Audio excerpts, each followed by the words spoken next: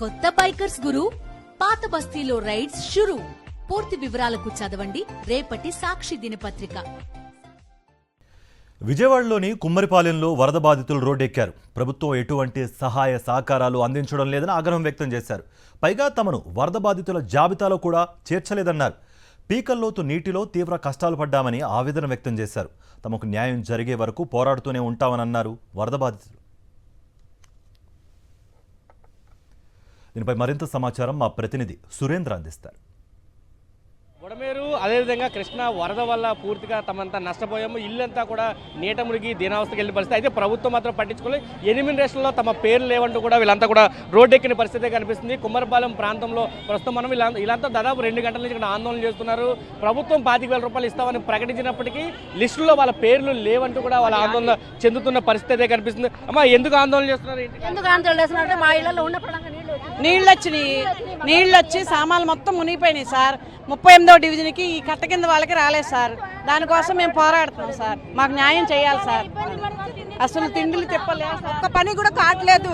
వాళ్ళ దగ్గర వీళ్ళ దగ్గర అంటున్నారు, అందరి దగ్గర వెళ్ళాం. మా పని ఏం కావట్లేదు. సామాన్లు పోయాయి, బట్టలు పోయాయి, తిండి లేదు.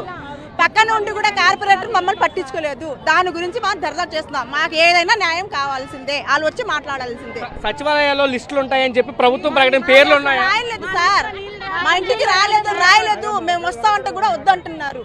అది దాని గురించి పొద్దు నుంచి తిరుగుతాం, ఎక్కడెక్కడ తిరిగాం. ఈ పని అవట్లేదు మాది, అందుకోసం ధర్నా చేస్తున్నాం. మాకు న్యాయం కావాలా. మాకు న్యాయం లేదు. మాకు న్యాయం జరిగేదాకా మేము ధర్నాలు చేస్తానే ఉంటాం. ఎంతకైనా తగిస్తాం. సత్య పనైనా ప్రాణాలు అర్పిస్తాం. రోడ్డు మీద ఇంటికి వచ్చారా ఎవరైనా? సచివాలయం రాలేదు, ఎవరు రాలేదండి. మాకు ఎవరు రాలేదు. మాకు మాత్రం న్యాయం జరగాలి. ఇంట్లో వస్తువులు పాడైపోయి కట్టు బట్టల మీద రోడ్డు మీద పైవారి కింద ఉన్న 3 రోజులు నీళ్ళు రాలేదని పెట్టారండి. చెప్తోంది ఎలా పెడతారు? ఎవరు రాలేదండి, మాకు ఎవరు రాలేదు. ఎమ్మెల్యే కానీ ఎంపీ కానీ ఎవరు రాలేదు. కార్పొరేటర్ గారు రాలేదు. మాకు మాత్రం న్యాయం జరగాలండి.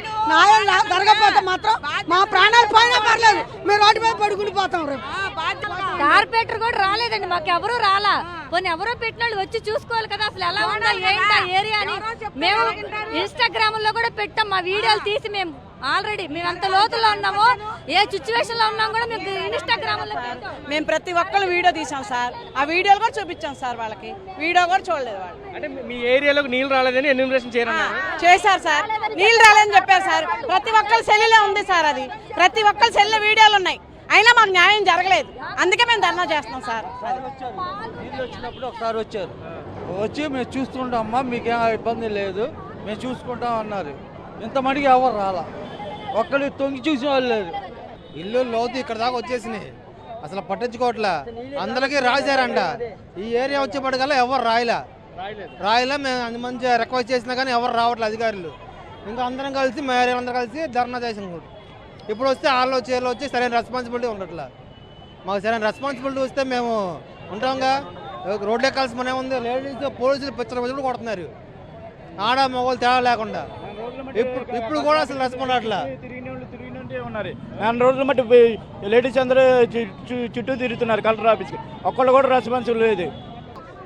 సాయం చేయలేదు కాబట్టి రోడ్లు ఎక్కాం. మళ్ళీ తిరగేసి పోలీసు వాళ్ళు మీకు పని పాట లేదా అని అడుగుతున్నారు.